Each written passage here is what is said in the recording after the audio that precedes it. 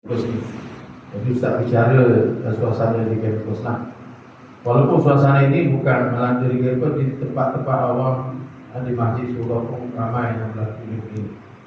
Iaitu sikap tidak tidak ambil peluang selepas sembahyang Jumaat. Ramai di antaranya kalau di kampung tu kita perhati tengok ada setengah-setengahnya ini sikap yang tak baik, tak bagus.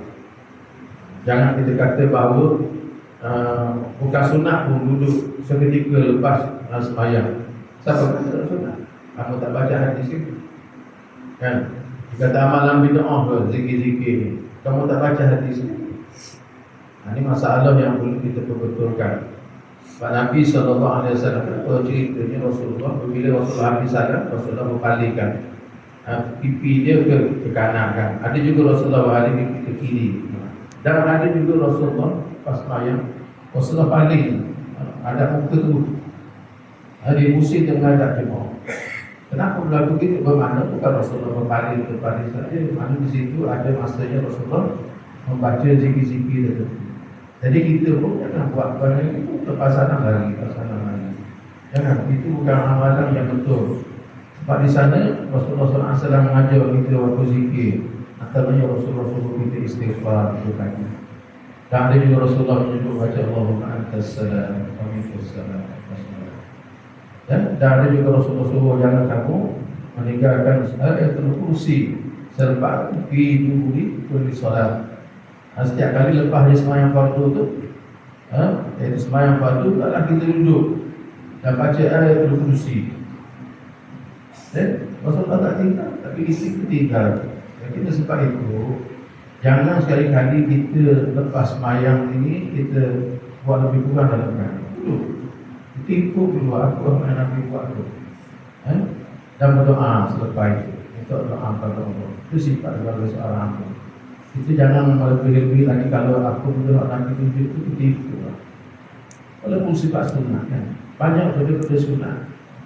Tetapi ada benda yang wajib, ada yang sangat tegur juga. Kalau ada majlis ilmu macam tu, malam ni tak silap, malam Ustaz. Tak. Kita ambil depan, ambil ni dah lagi. Minggu ni Ustaz dia kata tak boleh lagi. Saya ingat hari Rabu ni mana Ustaz? Hari Rabu ada kali. Ustaz Fauzi pada tubuh kita ni. Jadi kamu kena guna ni. Tabiat di antara masyarakat kita dia tak suka majlis ilmu. Mana pergi masjid suruh lengan. Tak ada kurang ambil maaf. Ada setengahnya masa sembahyang terlambat. Lepas sembahyang dia lagi. Jangan ada ustaz yang nak menyampaikan. Kalau saya rasa tak kira dia terus tak hebat. Kalau dia menyampaikan kita dengar apa yang nak kata. Mungkin ada hadis pembacaan dia tu kita tak baca. Kalau kita anggap bahawa kita tahu belakang tu. Kalau dia nak cakap tak tahu tu. Jangan gitu. Mungkin ada benda yang dia cakap kita tahu. Sebab menuntut ilmu ini adalah wajib. Ada seorang silap bila dia datang masuk masjid, ada dah majlis ilmu tapi dia duduk zikir belakang. Ada satu isu baru masa Ustaz, ada seorang pakcik tanya, mana lebih perlu lepas sembahyang duduk tengah masjid ni, ada orang berkuliah, kita perlu berzikir belakang. Saya kata menuntut ilmu itu menjadi fardu.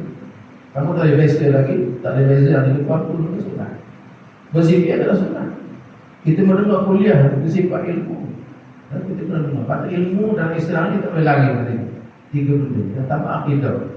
Baca hadis pun ada kaitan akidah. Contoh, baca Quran pun ada Quran ayat berkaitan akidah. Dan ada yang berkaitan syariat ataupun ibadat kita. Dan yang ketiga terus kaitan akhlak ataupun adab atau tasawuf. Tak boleh lagi dalam menyampaikan ilmu tiga benda ni. Memang ada salah satunya akan ada dalam penyampaian ilmu itu menjurus pada akidah atau menjurus kepada ibadah syariat ataupun menjurus kepada adab dan akhlak atau tasawuf. Jadi semua itu rangkuman itu adalah menjadi fardu ain kita kena tahu.